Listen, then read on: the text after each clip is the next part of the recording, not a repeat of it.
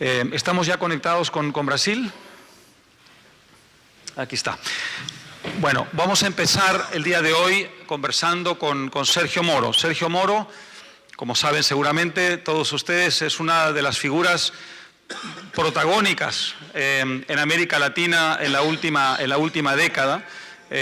Sergio Moro, como saben, fue un juez federal que jugó un papel determinante, quizá el papel más determinante en la campaña contra la corrupción que se desprendía en su momento de todo un esquema que tenía a la empresa Petrobras como, digamos, origen de las relaciones inmorales, viles, entre el Estado, entre la política de Brasil y el mundo de la empresa.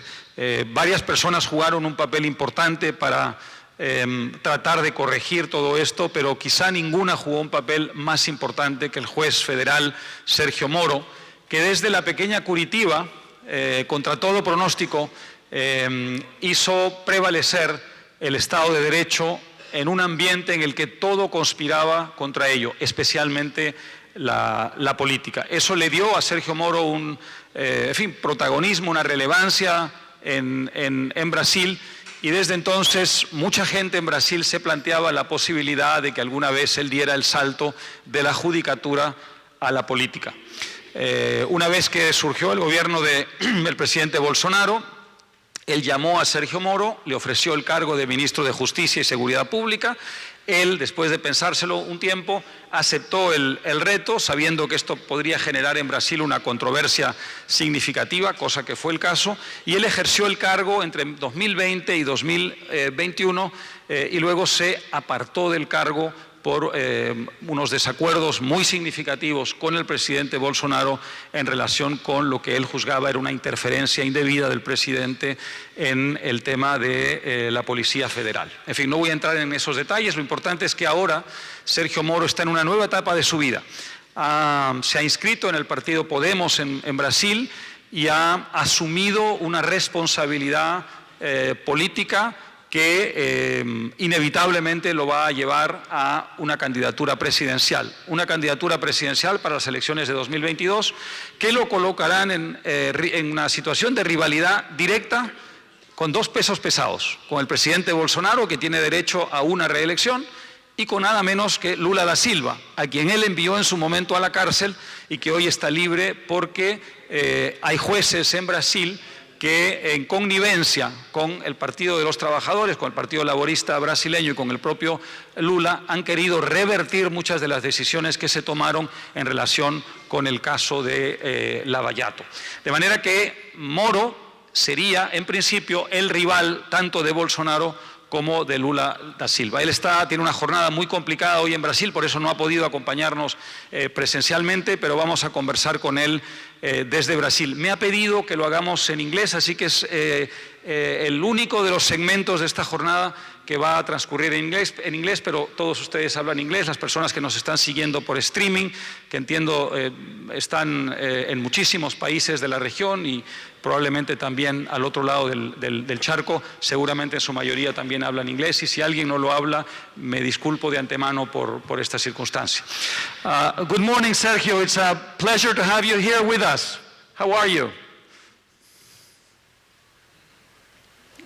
We can't hear you. Just 1 second, please. We can't hear you. Okay, now we can hear you. Go ahead. Okay, well, good morning. It's a great pleasure to talk with you. It's an honor to be invited for this panel, to this event. Unfortunately, as you said, I have some commitments here in Brazil. I believe you understand. We are working on this. I call this a project for the elections in the next year. And I'm talking now from what you said, the little Curitiba, Pequena Curitiba, yeah, to the world, to Miami. So thank you very much, Alvaro. It's a great pleasure to be here. Wonderful. So we're very glad to have you with us. So let me begin by asking you, have you made a final decision about your candidacy to the presidency of Brazil? I know you have now become a member of the Podemos party, The media is treating you as a candidate. Everybody inside and outside of Brazil is assuming you will be a candidate for the presidency. Can you confirm that to us? Yes, yes. This ship has already sailed, as you say, United States. I returned to Brazil a month ago, a little more than a month. Then I get affiliated. I got affiliated to the Podemos. It's a political party here in Brazil.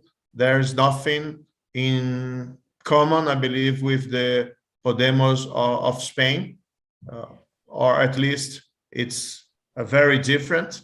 But I decided to build this project for the elections for the next year. Of course, we are building it. We are calling specialists. We are talking with the people. We are talking with other political parties. And my intention is to be the leader of this project here in Brazil. But it's not a personal project. It's a project for the country. Sergio, well, first of all, we are very relieved to know that Podemos in Brazil has nothing to do, no connection with Podemos in Spain. That speaks well of you. So you will be facing... Everyone copied Barack Obama on the name. Yeah, we need to take copyrights to former President Obama. That's right. So let me put it this way. You have two heavyweights facing you. You have President Bolsonaro on the one hand, who, despite all the controversy, remains a significantly popular figure among a big number of Brazilians. I have seen different polls. I understand he still commands between 25 and 30% of the vote. So those are not small numbers. On the other hand, you have Lula, the man you sent to jail, and who is a relatively popular man today in Brazil. I have seen some numbers as high as 40–45%. What makes you think you can beat both of them? Well, I'm just getting started, so things probably will change a lot until the elections of the next year. We had a very warm reception by the Brazilian people. And what I can say, I made this decision. I was working in the United States after I left the government in 2020, April.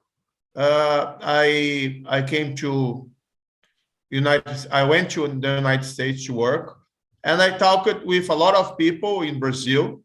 And what I hear from them is that they were all upset because the actual government is doing a poor job. We have problems in the economy, the high rates of unemployment. We are watching or seeing people on the streets having problems with starvation. And the actual president did not fulfill the promise that he made during the campaign. One of them is very important to me, the fight against corruption. He did the exactly opposite, and because of that, in certain way, he gave to Lula the possibility to return. By the other side, the former President Lula, well, during his term as president, we saw here in Brazil the major corruption scandals in Brazilian history, and also the Workers' Party government ended in a recession in 2014 and 2016. So when I talk with Brazilian people about the prospects for Brazil for the next year, everyone was sad. It looked like we were waiting not to an election, but to a kind of funeral. So I believe there is a lot of space for candidates who could speak the truth to the Brazilian people and show to them other possibilities to build a strong future to Brazil with the fight against corruption, but also with a open economy, also without any kind of threats against our democracy. Well, people want to have a better life here in Brazil, and I don't think the vast majority of Brazilian people believe that Lula or Bolsonaro are good choices for that. Mm-hmm. Sergio, you were in government with Bolsonaro for a while. What did you learn that would help you make better decisions if you were president? And I mean this. Bolsonaro has a great Minister of Finance, Paulo Guedes. Whatever you think of Bolsonaro, is a man who has very clear ideas about how to reform the Brazilian system, and yet he has not been able to reform it meaningfully. He has undertaken some reforms, but it's proven very, very difficult, very, very hard and tough to reform the Brazilian state. That's why inflation today in Brazil is running above 10%, for instance, something that he was very keen to control at the beginning of the government. At the same time, the fight against corruption clearly has slowed down.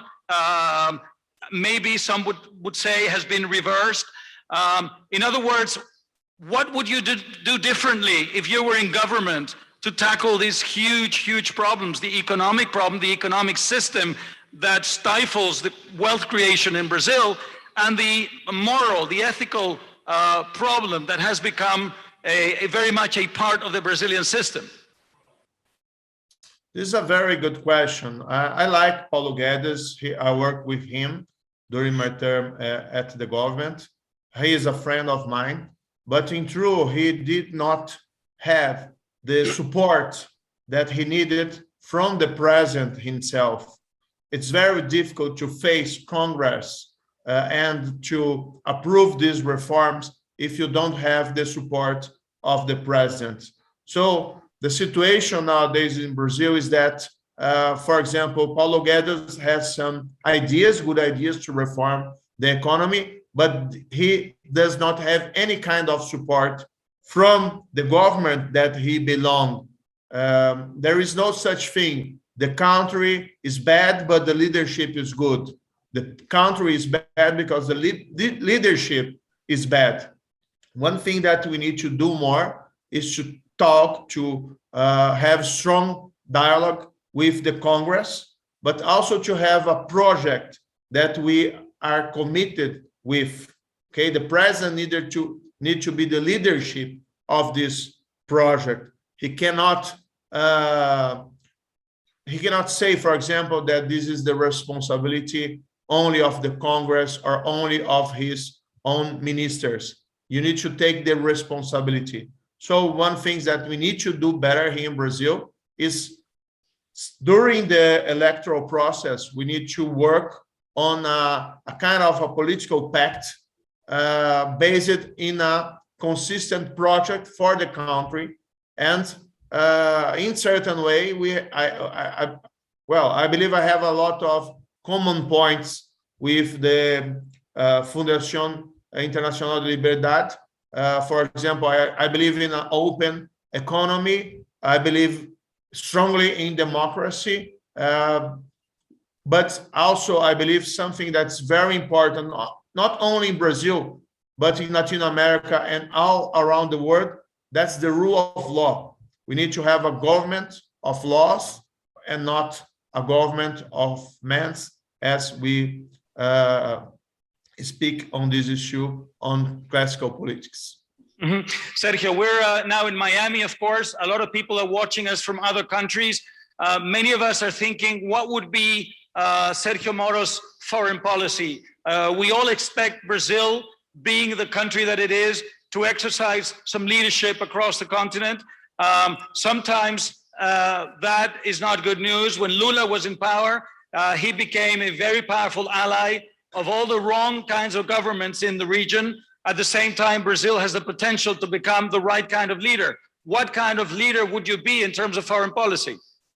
We need to restore the good image that Brazil had in the past among the community of nations. We need to establish good conversation with all countries in the world, especially with United States, but also with China. We want to not only to do good business with all countries, but also restore the credibility of Brazil in issues like human rights, like climate change, like sustainability, like economic growth, and especially we need to look for more trade treaties between our country and the rest of the world. The problems nowadays is that the major problem nowadays is that Brazil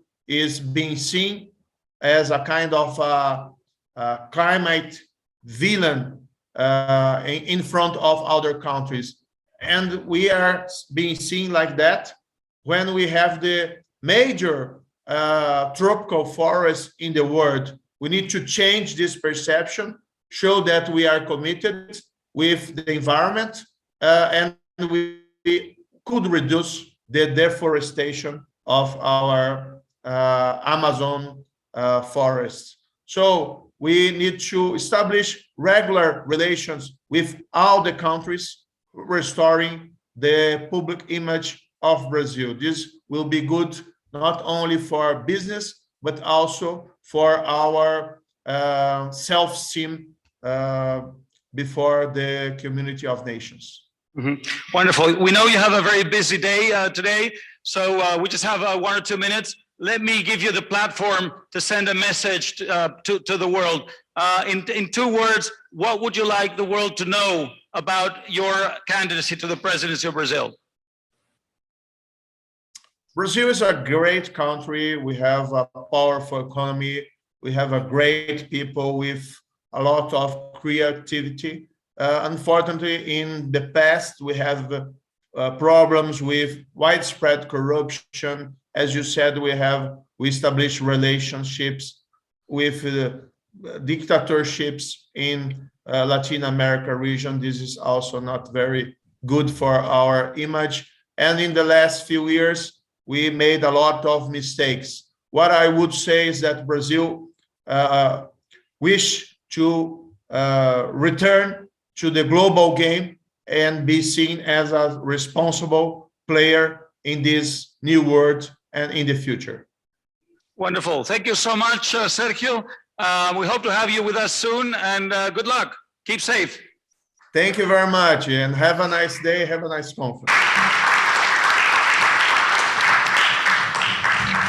Bien, muchas gracias.